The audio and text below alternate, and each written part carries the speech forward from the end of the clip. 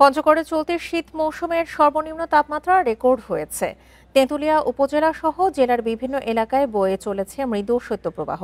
সকাল ৯টায় তেঁতুলিয়ায় সর্বনিম্ন তাপমাত্রা ৮.৯ ডিগ্রি সেলসিয়াস রেকর্ড করে আবহাওয়া অফিস। এর আগে টানা ৫ দিন জেলার তাপমাত্রার পারদ ছিল ১০ ডিগ্রির ঘরে। তবে অন্য দিনের মতো বৃহস্পতিবারও ভোরের দিকেই সূর্যের দেখা মেলে।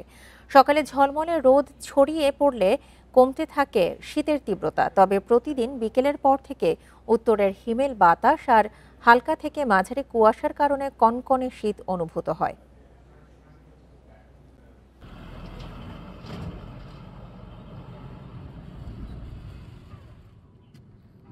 আজকে এই পর্যবেক্ষণাগারে তাপমাত্রা রেকর্ড করা হয়েছে ৮.৯ ডিগ্রি সেলসিয়াস তাপমাত্রা, যা দেশের সর্বনিম্ন তাপমাত্রা।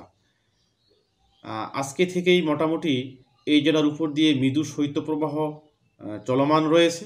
এই মৃদু শৈত্যপ্রবাহটি আগামী ২ থেকে ৩ দিন চলমান থাকার সম্ভাবনা রয়েছে।